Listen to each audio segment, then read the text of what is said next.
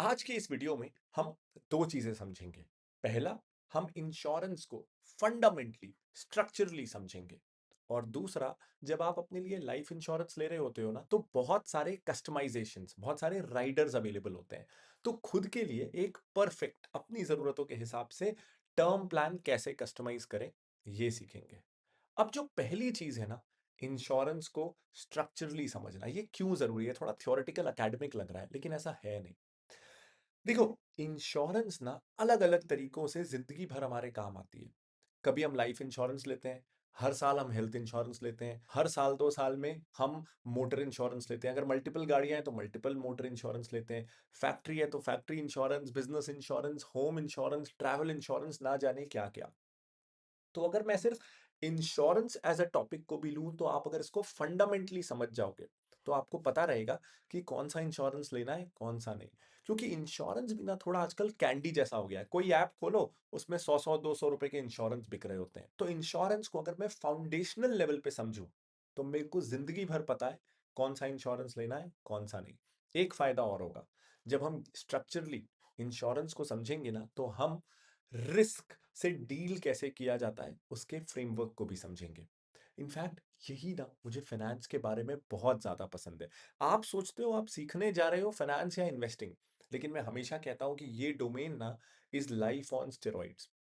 Life जो आपको 50 सालों में सिखाता है money management, money related concepts, से आप वो शायद 10 15 सालों में सीख जाते हो कुछ मायनों में। तो इट्स लाइफ ऑन स्टेरॉइड्स, और मुझे ये बात बहुत पसंद है। तो आज जब हम इंश्योरेंस सीखेंगे ना, तो हम रिस्क से डील करने के 4 इंपॉर्टेंट फ्रेमवर्क्स सीखेंगे। और ये 4 फ्रेमवर्क सिर्फ इंश्योरेंस में नहीं, हर जगह काम आएंगे।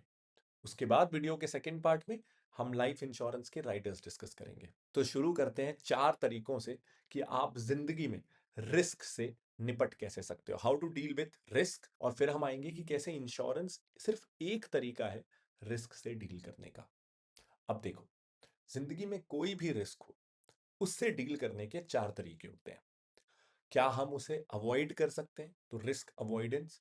क्या हम उस रिस्क को मिटिगेट कर सकते हैं, तो रिस्क मिटिगेशन। क्या हम वो रिस्क एक्सेप्ट करना चाहते हैं, यानी जानते हुए भी वो रिस्क लेना चाहते हैं, रिस्क रिटेंशन। और चौथा है रिस्क ट्रांसफर, कि हम वो रिस्क किसी और पे डाल देना चाहते हैं। और इंश्योरेंस यही तो है ना। तो आगे जब आप जिंदगी में कभी भी कोई रिस्क के बारे में सोचो ना, तो इन 4 रिस्क से डील करने के तरीके के बारे में सोचना। ये बहुत अच्छा एक फॉर्मूला है रिस्क से डील करने का। अब ये तो 4 तरीके हैं, इन 4 तरीकों को कब यूज करना है, ये बहुत जरूरी है। उसका भी एक फॉर्मूला है। चलो अब वो डिस्कस करते हैं। पहला, अगर कोई ऐसी चीज है जो बार बार होती है, लेकिन उस रिस्क को मिटिगेट करने के ऑप्शंस बहुत ही आसान हैं। वो रिस्क आ रहा बार बार है, लेकिन उससे बचना भी बहुत आसान है। तो आप क्या करोगे? आप उस केस में वो जो रिस्क मिटिगेशन के ऑप्शन है उनको एक्सेप्ट करोगे और रिस्क को मिटिगेट करोगे। इसका मैं एक एग्जांपल आपको देता हूं।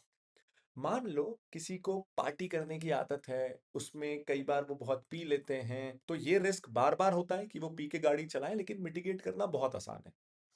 अपने साथ अगर आपके पास कोई ऐसा दोस्त है जो नहीं पीता है, उसे बोल दें घर ड्रॉप करने, या कैब ले लें। तो इस रिस्क को मिटिगेट करना बहुत चीप है। तो ऐसी सिचुएशन जो बार बार आती है लेकिन जिसको मिटिगेट करना बहुत आसान है, वहां मैं मिटिगेट कर लूंगा। दूसरा, कई रिस्क ऐसे हैं जो मैं अवॉइड करना चाहूंगा। कैसे रिस्क? जैसे कोई बहुत रिस्की एडवेंचर स्पोर्ट जिसमें जान का खतरा है, आपको इंश्योरेंस भी नहीं मिलेगा उसमें, तो क्योंकि you were indulging in a risky activity.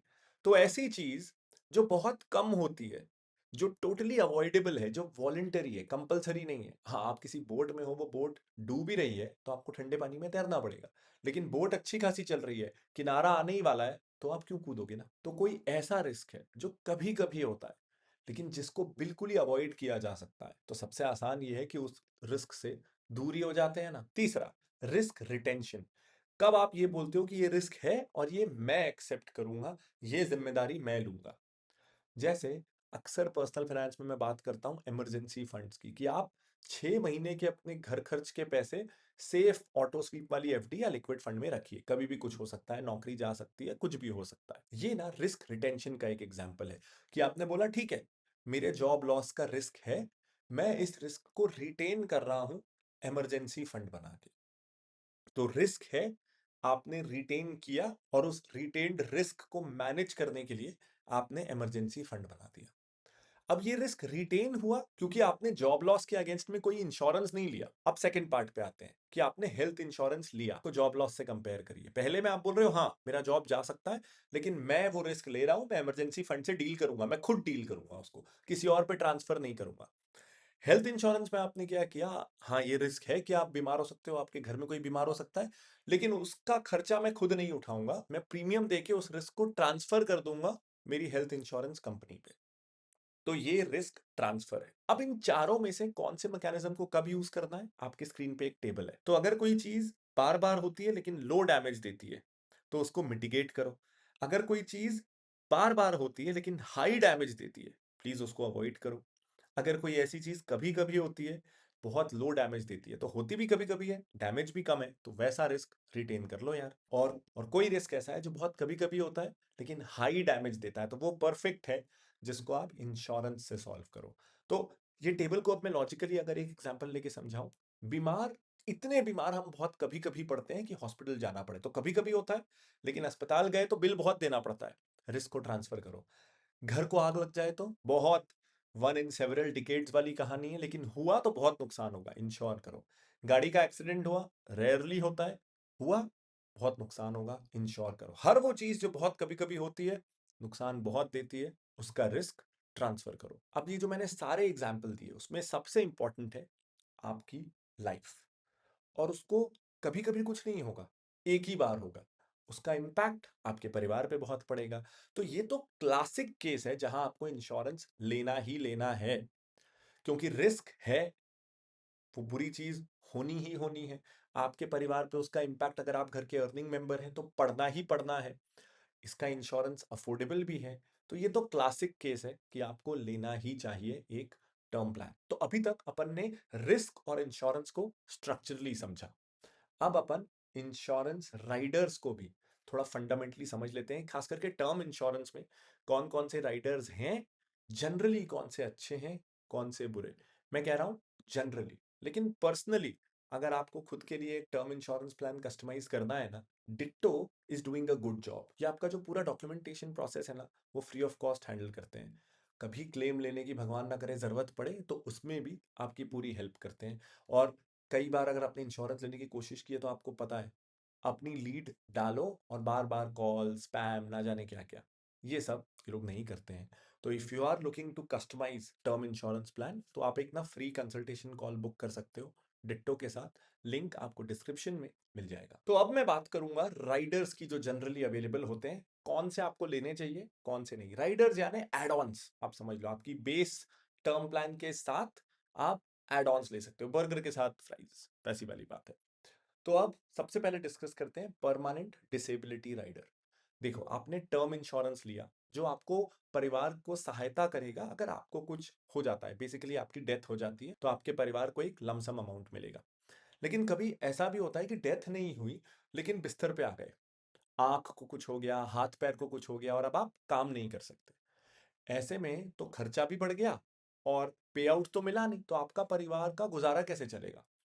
इसीलिए ये राइडर बहुत काम का है, जहां अगर आपको डिसेबिलिटी हो जाती है जिससे आप जो अपना काम कर रहे थे वो नहीं कर पा रहे हो, तो आपको एक लमसम अमाउंट दिया जाएगा।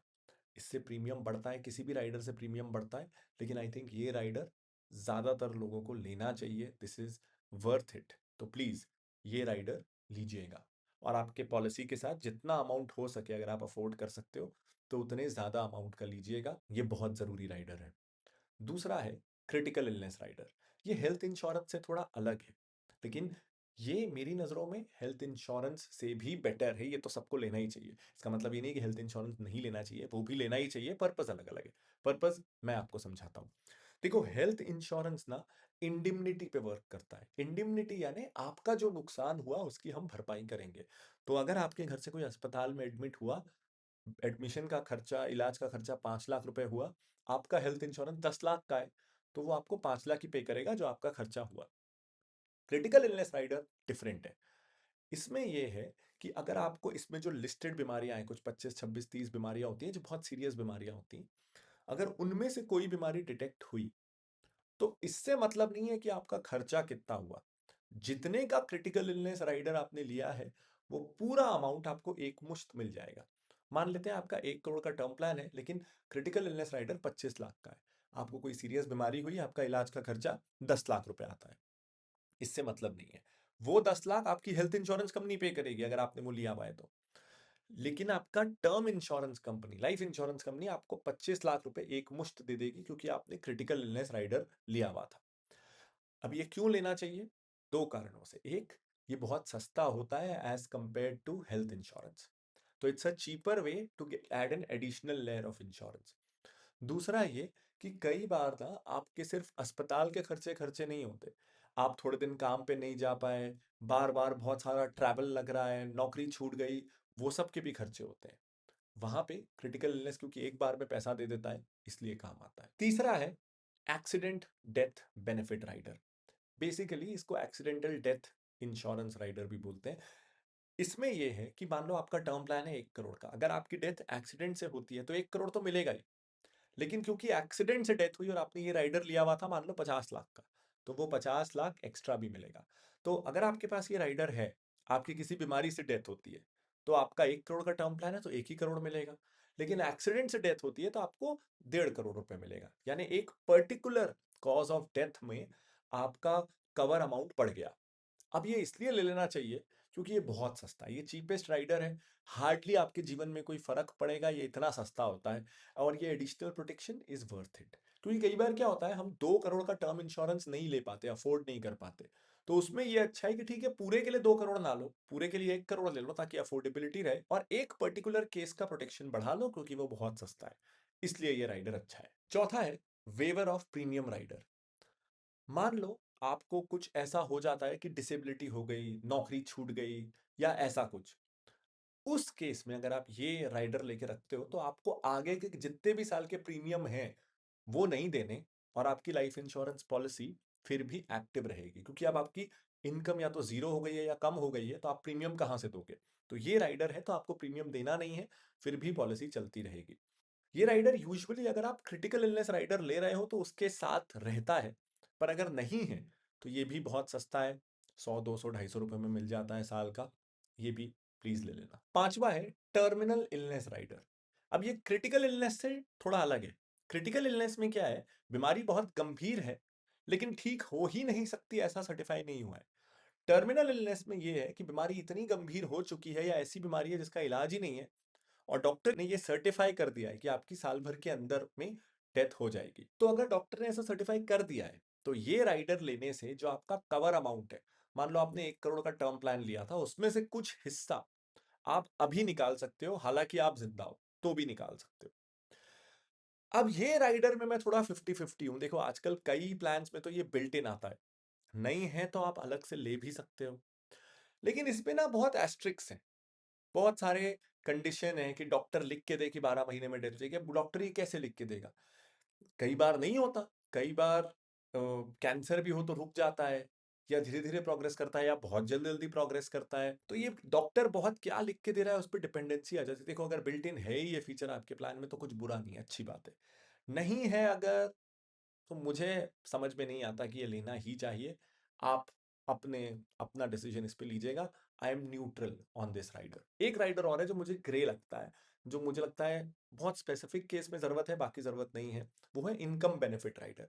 इसमें क्या होता है कि जो आपका कवर अमाउंट है वो आपको एक साथ ना मिलके मंथली इनकम के फॉर्मेट में आपके परिवार को मिलता है।